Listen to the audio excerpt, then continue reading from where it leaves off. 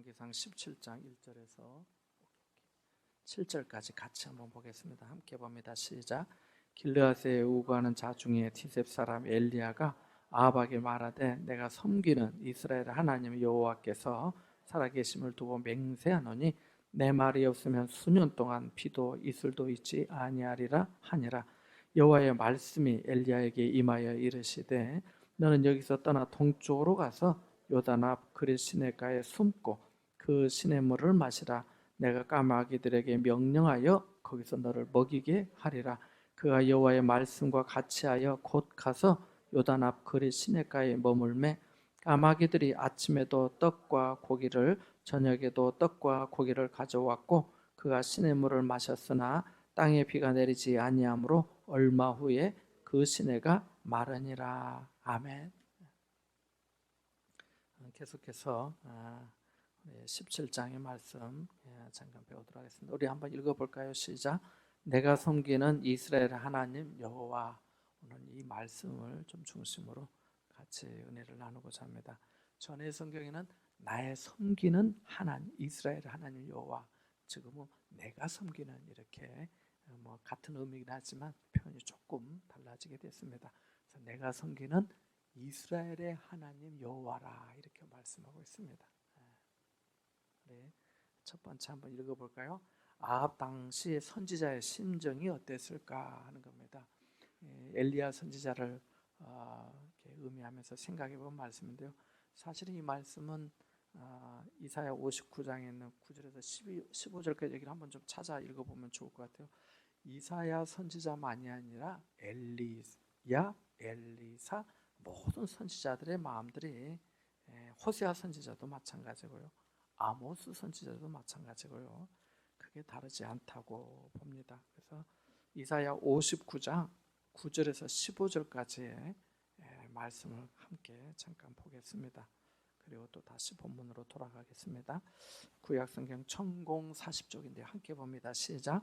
그러므로 정의가 우리에게서 멀고 공의가 우리에게 미치지 못한즉 우리가 빛을 바라나 어둠뿐이요 밝은 것을 바라나 캄캄한 가운데 행함으로 우리가 맹인같이 담을 더듬으며 눈 없는 자같이 두루 더듬으며 낮에도 황혼 때 같이 넘어지니 우리는 강장한 자 중에서도 죽은 자 같은지라. 우리가 곰같이 부르짖으며 비둘기같이 슬피 울며 정의를 바라나 없고 구원을 바라나 우리에게서 멀도다. 이는 우리의 허물이 주의 앞에 심히 많으며 우리의 죄가 우리를 쳐서 증언하오니 이는 우리의 허물이 우리와 함께 있음이니라.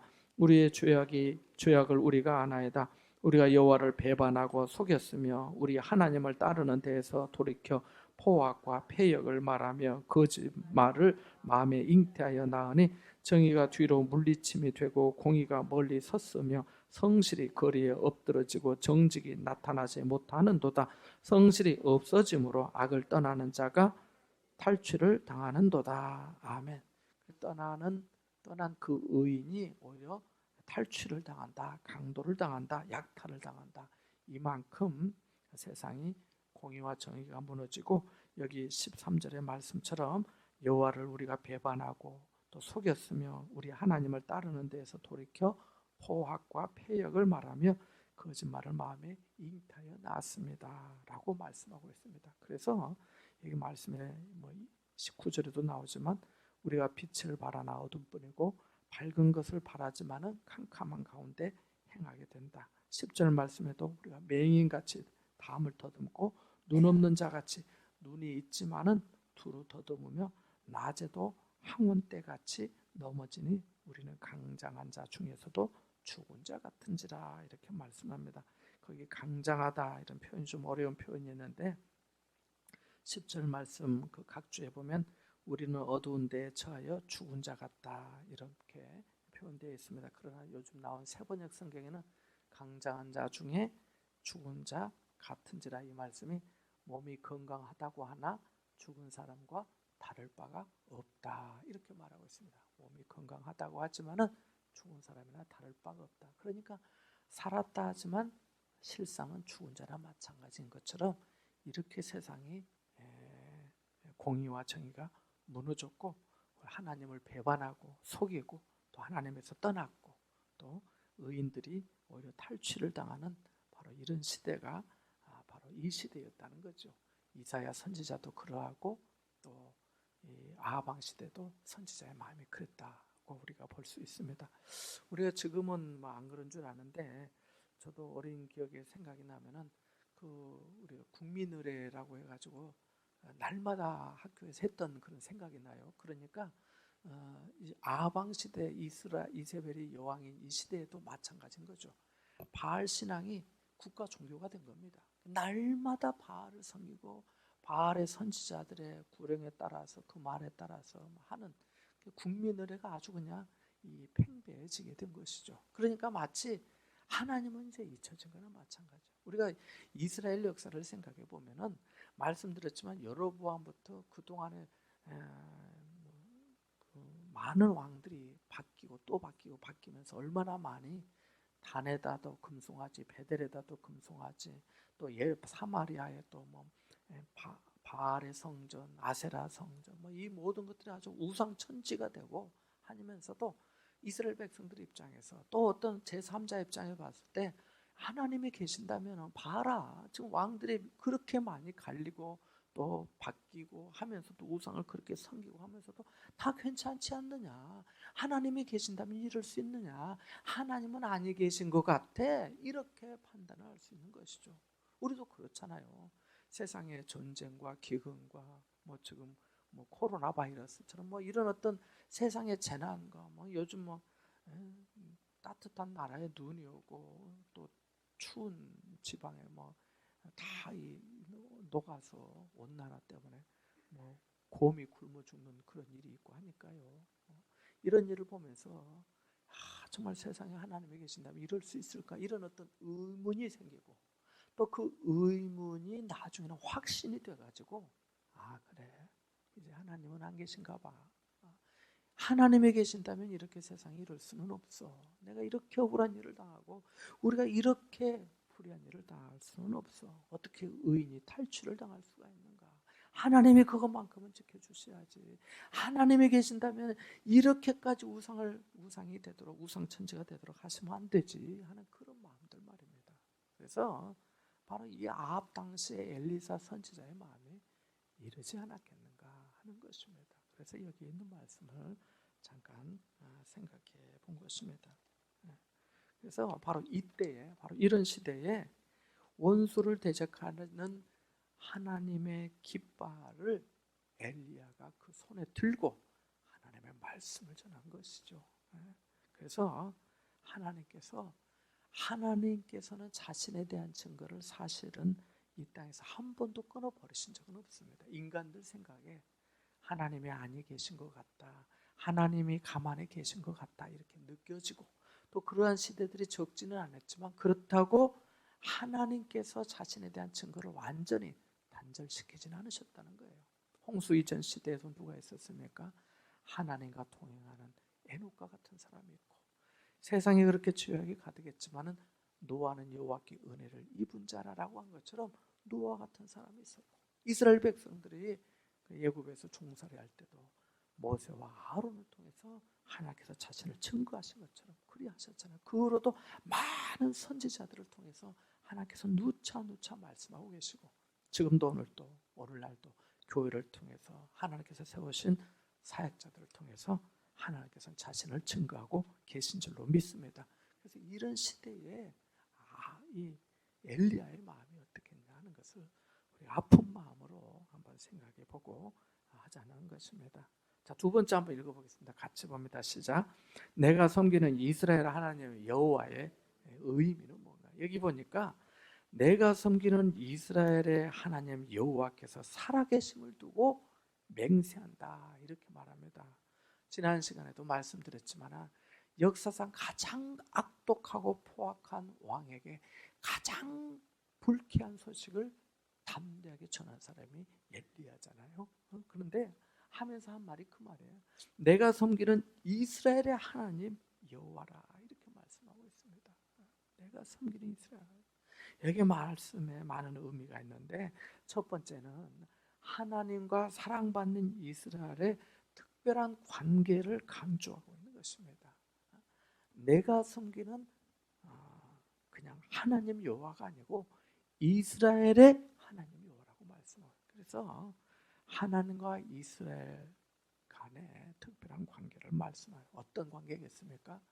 이스라엘은 하나님의 택한 백성이요, 이스라엘에게 있어서 영원한 왕은 하나님이시요, 이스라엘은 하나님의 통치를 받는 민족이요 나라라는 겁니다. 뭐 우상을 그렇게 섬기고 뭐하고 우상 천지가 되었고 하나님은 안중에도 없고 백성들조차도 어떻게 갈피를 잡지 못하고 우상 섬기는 것이 오히려 생활화되어 있는 바로 이 시대에 엘리야가 말한 거예요. 내가 섬기는 이스라엘의 하나님 여호와라고 하는 것은 하나님과 사랑받는 이스라엘과의 특별한 관계라는 거예요. 뗄래야 뗄 수 없다는 관계예요. 이스라엘 백성들에게서 하나님은 잊혀졌다 할지 몰라도 하나님께서는 결코 자기 백성을, 자기 자식을 놓지 않고 잊지 않으신다는 거죠. 그런 의미가 담겨 있는 겁니다. 두 번째는 아합은 하나님의 살아계심을 전해 듣습니다. 이 말씀이 이렇게 말하잖아요. 내가 섬기는 이스라엘 하나님 여호와께서 살아계심을 두고 맹세한다는 거예요. 아합이 얼마나 하나님을 무시했겠어요. 나중에 보면 알지만은 아합이 엘리야를 보고 이스라엘을 괴롭게 하는 자여 이렇게 말합니다. 이스라엘을 괴롭게 하는 자여. 누가 이스라엘을 괴롭게 하는 자예요? 자기가 이스라엘을 괴롭게 하는 자지. 그런 거거든요. 그래서 아합이 뭐 여기 어떻게 반응은 나오진 않았지만은 하나님이 살아계신다고 하는 어렴풋한 기억 속에서 자기 민족 대대로 내려온 하나님을 섬기는 그 신앙에 있어서 하나님이 살아계신다고 하는 듣도 보도 못한 사람 내에서 쾅망치로 맞은 것처럼 하나님의 살아계심을 듣는다. 여러분, 하나님은 지금도 살아계신 줄로 믿습니다. 우리가 이런 믿음이 있어야죠. 하나님은 살아계신다. 살아계시는 역사하시는 하나님, 우리의 일거수일투족을 보시는 하나님, 우리의 걸음을 인도하시는 하나님, 나와 함께 하시는 하나님, 그 하나님. 그래서 아합은 이 엘리야의 한마디를 통해서 하나님의 살아계심을 전해 듣는 거예요. 우리가 전도하는 이유도 그거 아니겠어요? 하나님이 살아계십니다. 예수님 믿으세요. 예수님이 구원자이십니다. 하나님께서 반드시 심판하시고 우리의 죄를 위해서 십자가에 달려 죽으셨다 부활하셨습니다. 저는 그분을 믿습니다. 당신은 믿고 있지 않지만 나는 믿습니다. 왜냐하면 하나님이 살아계시니까 하는 거 아니겠어요? 그 하나님의 살아계심이 전도를 통해서 상대방에게 전이 되는 것이죠. 물론 나의 능력이 아니라 하나님의 성령의 능력으로 증거되는 것이죠. 그래서 믿어지는 거 아니겠어요? 어느 날 어쩌다 듣도 못한 하나님 예수님을 어떻게 믿게 돼요? 다 하나님께서 우리에게 은혜를 주셔서, 그래서 사도 바울같이 내가 나 된 것은 하나님의 은혜로라고 할 수 있는 거 아니겠습니까? 하나님 살아계시니까. 세 번째는, 나만 두 번째 말했네. 세 번째는 한번 읽어보겠어요. 시작. 생명 없는 우상과 신랄한 대조를 보여주고 있습니다. 내가 섬기는 이스라엘의 하나님 여호와께서 살아계심을 두고 맹세한다는 거예요. 내가 섬기는 살아계신 하나님이 있는데 당신이 섬기는 바알, 아세라는 죽은 하나님, 죽은 신이라는 거예요. 이런 대조를 말해주고 있는 것이죠. 나는 살아계신 하나님 믿는데 당신은 죽은 신 믿고 있는 거야. 헛된 것 의지하고 있는 거야 라고 하는 것이지요. 우리 로마서 9장 22절 한번 읽어보겠습니다. 로마서 9장 22절입니다. 로마서 9장 22절 같이 봅니다. 시작. 만일 하나님이 그의 진노를 보이시고 그의 능력을 알게 하고자 하사 멸하기로 준비된 진노의 그릇을 오래 참으심으로 관용하시고. 아멘. 그래서 하나님께서 자신의 능력과 권능을 알도록 하시기 위해서 멸하기로 준비된 진노의 그릇을 오래 참으셨다는 거예요. 관용함으로. 그러니까 하나님께서 진직 진노하시고 심판하심으로 하나님의 능력을 나타내실 수도 있음에도 불구하고 오히려 오래 참으셨다는 거죠. 지금 이 이스라엘의 상황도 마찬가지죠. 여로보암부터 계속해서 말씀하시고 했는데 참다. 그 전에 무슨 기근이 있었다, 뭐 비가 오지 않았다, 뭐 그런 말씀 없잖아요. 뭐 정권이 바뀌고 쿠데타가 있고 엘라는 술 취해서 그냥 뭐 또 죽임을 당하고 또 누가 또 왕이 되고 오므리가 왕이 되고 그 오므리가 사마리아로 수도를 천도하고 또 이제 오므리의 아들 아합이 이렇게 왕이 되었는데 이런 어떤 이제까지 하나님께서 오래 참고 관용하셨지만 이제는 하나님께서 그 죄값을 갚으시겠다는 거예요. 하나님께서 권능을 보이시겠다는 거예요. 어떻게 해요? 기근을 통해서 비도 이슬도 내리지 않도록 그렇게 하신다는 거지요. 자, 예레미야 14장 22절도 한번 읽어보겠습니다. 구약성경 예레미야 14장 22절 귀한 말씀이 있는데요. 같이 한번 보겠습니다. 14장 22절입니다. 같이 보겠습니다. 아까 말씀드린 대로 생명 없는 우상과 신랄한 대조를 나타내는 선지자의 말씀입니다. 예레미야 14장 22절입니다. 시작. 이방인의 우상 가운데 능히 비를 내리게 할 자가 있나이까? 하늘이 능히 소나기를 내릴 수 있으리이까? 우리 하나님 여호와여, 그리하는 자는 주가 아니시니이까? 그러므로 우리가 주를 앙망하옵는 것은 주께서 이 모든 것을 만드셨음이니이다 하니라. 아멘. 할렐루야. 그렇습니다. 우상 가운데 능히 비를 내리게 할 자가 있나이까? 없다는 거예요. 내가 살아계신 하나님을 두고 맹세하는데 라고 하는 말씀은 바로 그런 의미가 있는 거예요. 생명 없는 우상과 하나님과는 다르다는 거예요. 바로 그런 뜻을 말씀해 주고 있는 겁니다. 바알과 아세라에 현혹된 이 우상 숭배자들은 하나님의 진노에서 보호받을 수 없다는 거예요. 우상이 그들을 지켜주지 못할 것이라는 겁니다. 우상이 비를 주는 이가 아니라는 겁니다. 젖과 꿀이 흐르는 땅이 기근과 황폐한 땅으로 되긴 하겠지만은 이제 이스라엘은 죄를 갚으시는 그 하나님의 진노를 감당해야 된다는 거예요. 물론 전에 말씀드린 것처럼 예레미야 자신도 나중에 보면은 그 시냇물을 마셨지만 그것도 다 말랐다고 말씀합니다만은 예레미야 자신조차도 고통 가운데 처하게 되는 것을 뻔히 알면서도 불구하고 내가 섬기는 이스라엘 하나님 여호와께서 살아계심을 두고 맹세하노니 내 말이 없으면 수년 동안 비도 이슬도 있지 아니하리라 이렇게 선포하게 된 것입니다. 자, 또 하나 읽어보겠습니다. 함께 보겠습니다. 시작. 내가 섬기는 이스라엘 하나님 여호와라 했는데 내가 섬기는 이게 무슨 뜻이겠냐는 거예요. 내가 섬기다고 하면서 하나님 앞에 선다는 거예요. 뭐 앞에 선다고요? 하나님 앞에 선다는 거예요. 자, 신명기 10장 8절 말씀 한번 보겠습니다. 신명기 10장 8절 말씀입니다. 신명기 10장 8절 말씀 278쪽입니다. 구약성경 같이 한번 읽어보겠습니다. 시작. 신명기 10장 8절입니다. 그때 여호와께서 레위 쥐파를 구별하여 여호와의 언약궤를 매게 하며 여호와 앞에 서서 그를 섬기며 또 여호와의 이름으로 축복하게 하셨으니 그 일은 오늘까지 이르느니라. 아멘. 여호와 앞에 서서 그를 섬기며 여호와의 이름으로 축복하게 하셨다는 거예요. 그래서 내가 섬긴다는 건 하나님 앞에 서 있다는 거예요. 자, 그 다음에 또 사도행 누가복음 1장 19절도 한번 보겠습니다. 누가복음 1장 19절 가브리엘이 마리아한테 와서 한 대목인데요. 누가복음 1장 19절입니다. 누가복음 1장 10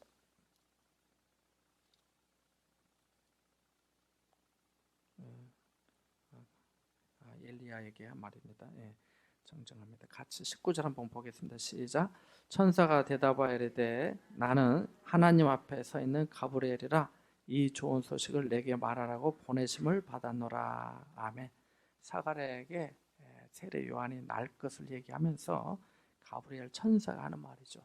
나는 하나님 앞에 서 있는 가브리엘이라 이렇게 말씀합니다. 그래서 내가 섬긴다고 하는 것은 하나님 앞에 서 있다, 또 하나님 앞에 서 있는 바로 그러한 종이다라고 하는 것을 분명히 말해주고 있습니다. 자기의 정체성이죠. 신앙의 정체성. 나는 정말 누구를 섬기느냐를 우리가 물어볼 수 있겠죠. 하나님을 섬기는가, 그리스도를 섬기는가, 세상을 섬기는가, 또 다른 무엇을 섬기는가. 그래서 여기에 엘리야는 하나님만을 섬기는데 아합과 다른 이들은 우상을 섬기는 거죠. 바알을 섬기고 아세라를 섬기는 것이지요. 이런 모습을 우리가 대조해서 볼 수가 있습니다. 자, 사도행전 16장 14절 말씀 한번 읽어보겠습니다. 사도행전 16장 14절 말씀입니다. 자, 여기도 루디아라는 사람이 나오는데 이렇게 표현되어 있습니다. 사도행전 16장 14절입니다. 같이 봅니다. 두아디라시에 있는 자색 옷감 장사로서 하나님을 섬기는 루디아라 하는 한 여자가 말을 듣고 있을 때 주께서 그 마음을 열어 바울의 말을 따르게 하신지라. 아멘. 주님이 마음을 열어서 루디아라고 말을 따르게 했다는데 여기도 하나님을 섬기는 루디아라 하는 한 여자가 있었다라고 말씀합니다. 사도 바울도 27장 23절도 한번 읽어보겠습니다. 사도행전 27장 23절입니다.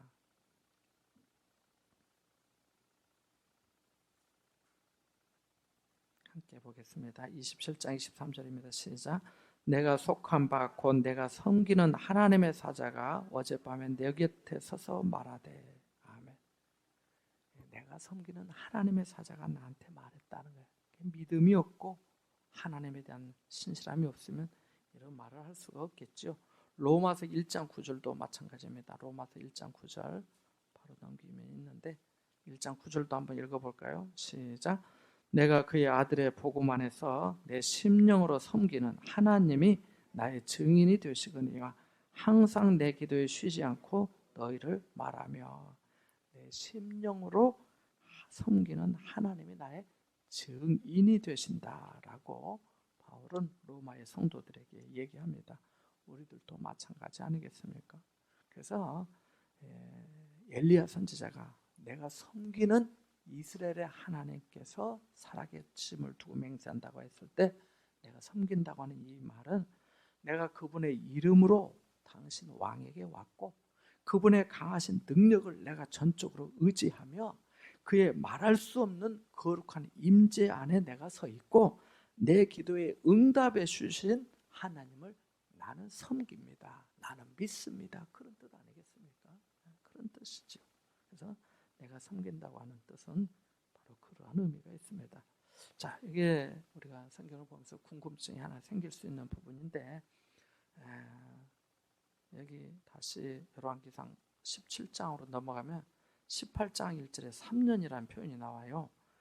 18장 열왕기상 18장 1절을 한번 보겠습니다. 17장 1절에서는 내 말이 없으면 수년 동안 비도 이슬도 있지 아니하리라 라고 했지만 18장 1절에 보면 그 수년이 좀 더 구체적으로 표현이 되는데 많은 날이 지나고 이렇게 말합니다. 같이 읽어볼까요? 18장 1절입니다. 시작. 많은 날이 지나고 제3년에 여호와의 말씀이 엘리야에게 이르시되 너는 가서 아합에게 보이라. 내가 비를 지면에 내리리라. 아멘.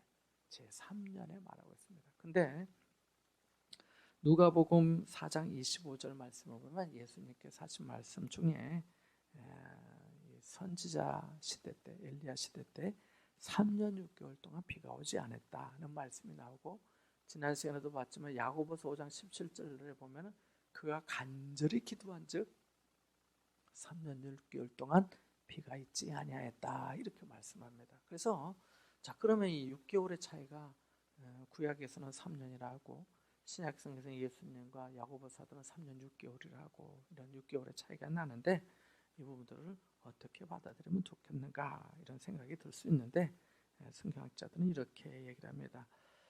엘리야 선지자가 아합을 찾아갔을 때 이미 6개월의 기근이 있은 뒤였다 이렇게 봅니다. 그러니까 아합과 이스라엘 백성들 입장에서 지금 6개월 동안 그 전부터 계속 기도를 한 거죠. 엘리야는 지금 이 시대에 아까 말씀드린 참 정의가 무너지고 의인이 탈취를 당하고 우리가 하나님을 배반하고 속였고 또 우상을 섬기고 하는 이런 참 이 죄악 세상에서 하나님 앞에 간절히 엎드려 기도한 거죠.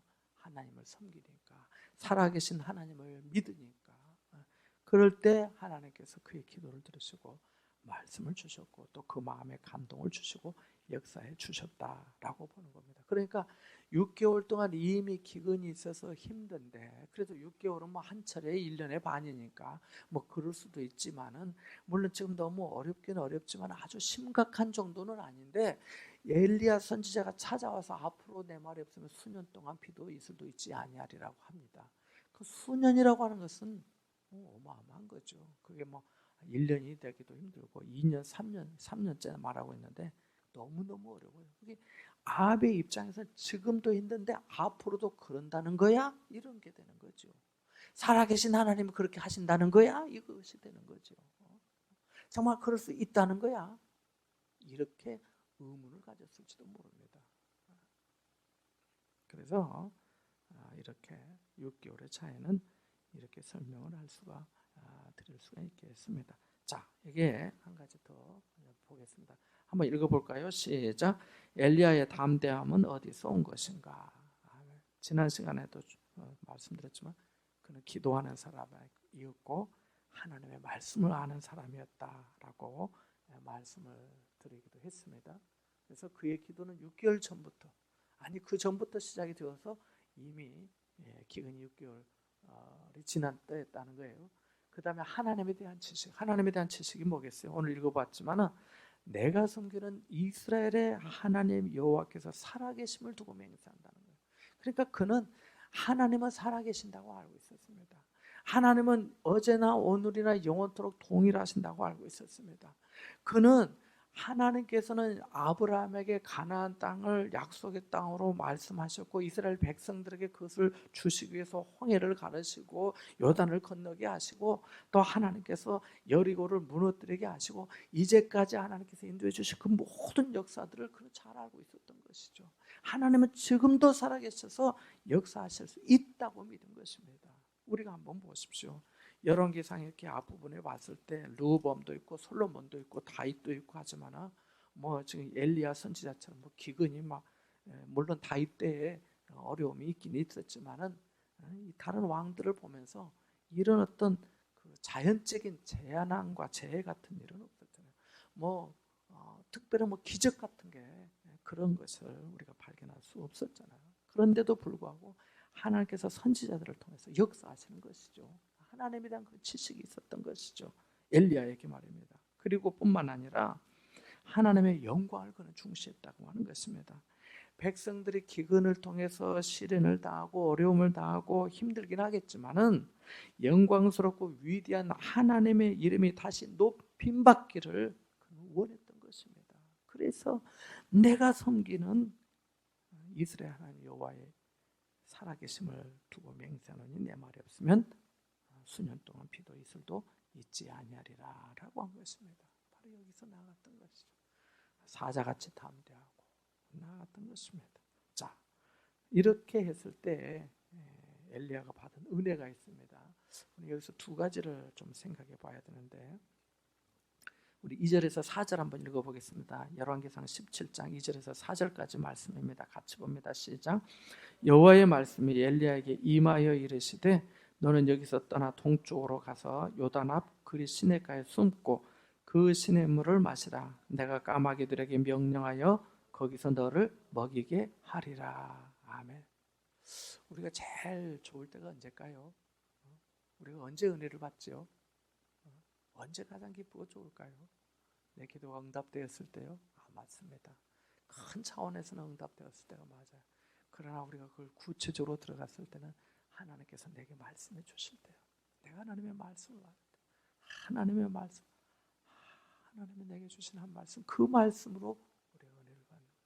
다시 말씀드리면 엘리야가 하나님의 영광을 위해서 세상에서 가장 역대급 악한 왕 아합에게 찾아가 한마디 던지고 오잖아요. 지금 여기 아합이 뭘 했다는 건 하나도 나타나지 않아요. 어떤 사람들은 하나님께서 아합이 엘리야를 죽이려고 하니까 그리시네가에서 가서 숨으라 이렇게 말했을 거라고 생각하기도 합니다. 물론 그것도 굳이 그리 생각하자면 틀린 말은 아니에요. 그러나 만약에 여러분이라도 만약 여러분이 엘리야라면 여러분은 그리시네가에 가서 숨지 않으실 겁니다. 왜냐하면 그리시네가는 여기 3절에 있는 말씀처럼 요단 앞 그리스 요단강 근처거든요. 요단강 근처. 전에 말씀드렸지만 길르앗에 우가는 디셉 사람 엘리야라고 했는데 그것은 요단 동편에서 사마리아까지 요단강 건너서 온 거예요. 그럼 가서 숨으려면 그 고향 가서 숨는 게 낫지. 가다가 왜 그 요단강가에 숨어요? 그 사마리아 땅 다 경계인데 가려면 멀리 가지.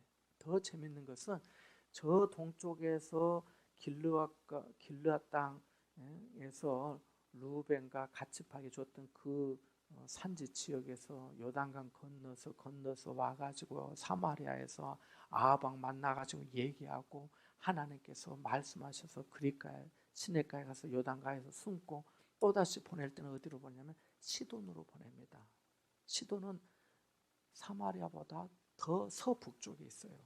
그리고 지중해 연안에 있어요. 더 재미있는 것은 이 시돈을 고향으로 둔 여자가 있어요. 누굴까요? 이세벨이에요. 이세벨. 우상의 원산지나 마찬가지.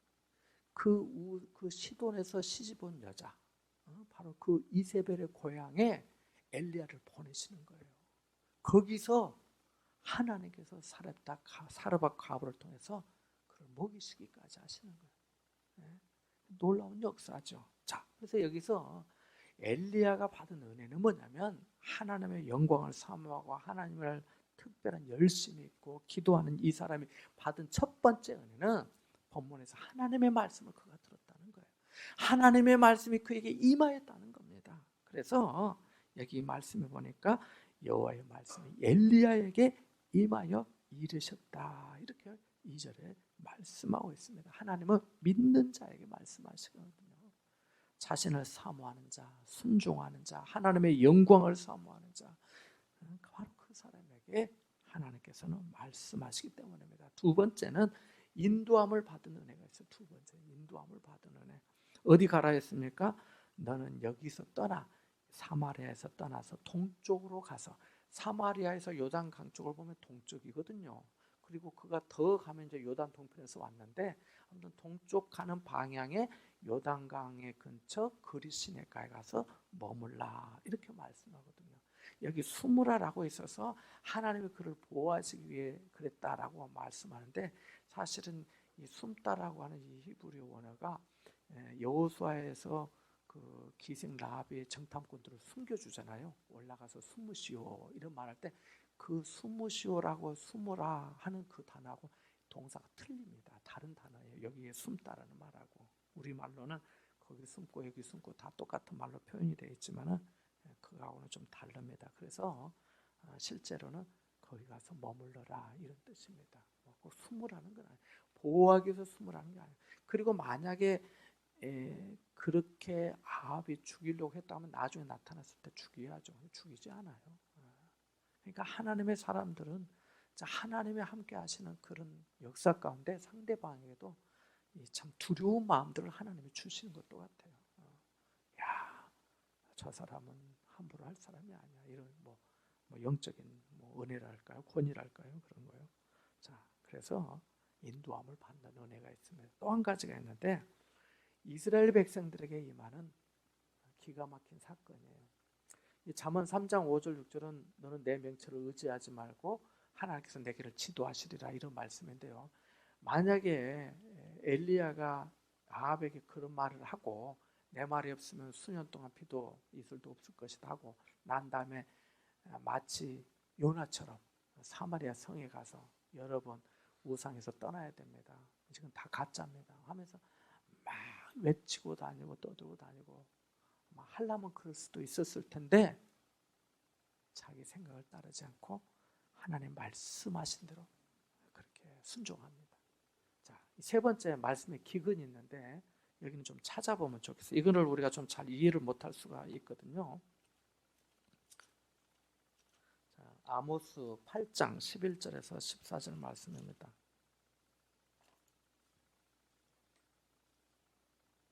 아모스 8장 11절부터 한번 보겠습니다. 구약 성경 1283쪽인데요. 제가 가진 성경으로. 자, 여기 한번 읽어 보십시오. 읽어 보십시다. 8장 11절부터 14절까지 같이 봅니다. 시작. 주 여호와의 말씀이니라. 보라, 날이 이를지라 내가 기근을 땅에 보내리니 양식이 없어 주림이 아니며 물이 없어 가람이 아니요 여호와의 말씀을 듣지 못한 기갈이라. 사람이 이 바다에서 저 바다까지 북쪽에서 동쪽까지 비틀거리며 여호와의 말씀을 구하려고 돌아다녀도 얻지 못하리니 그날에 아름다운 처녀와 젊은 남자가 다 갈아여 쓰러지리라.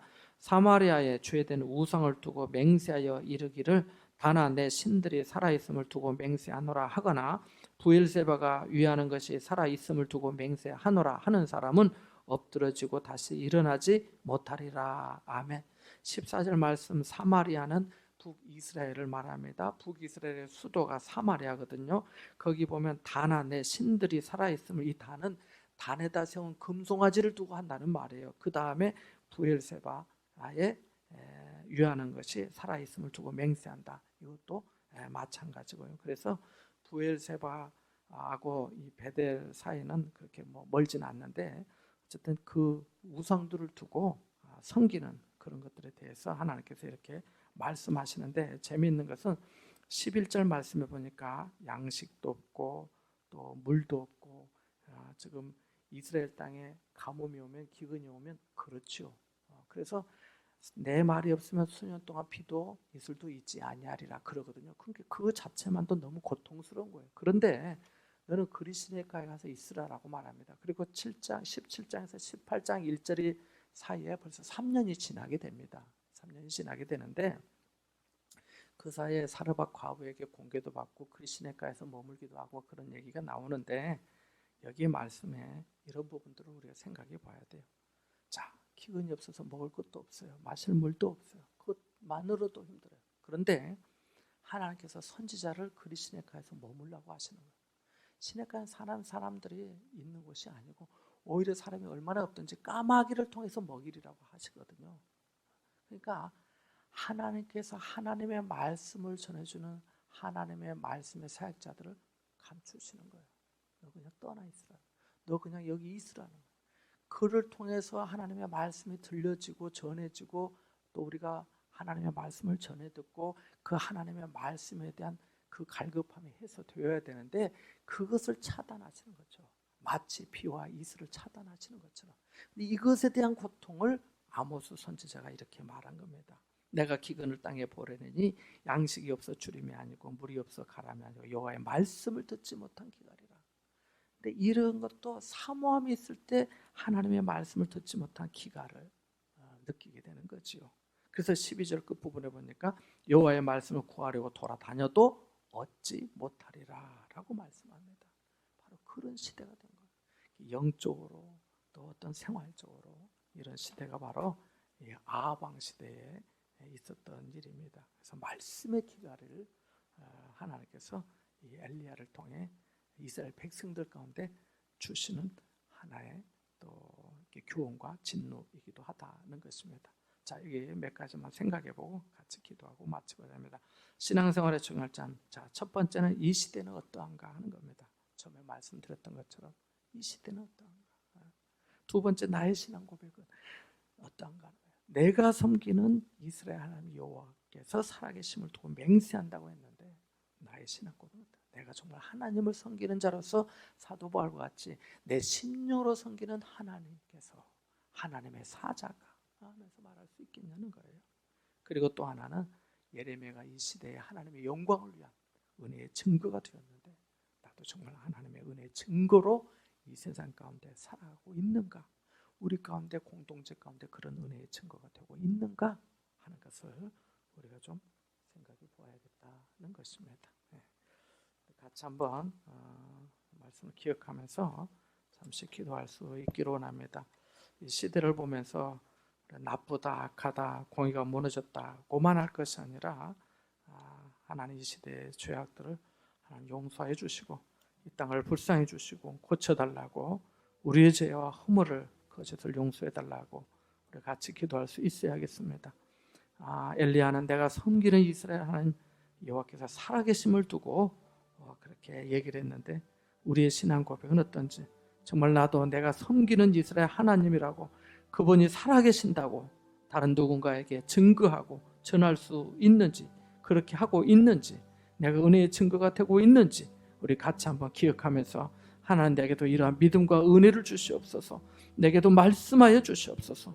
엘리야가 순종하였던 것처럼 저도 주님 가라 하신 곳에 가서 머물고 있겠습니다 하면서 하나님 내가 순종하는 믿음으로 하나님께 영광 돌리고 쓰임받는 사람 될 수 있도록 은혜 달라고 우리 같이 한번 함께 기도하기를 원합니다.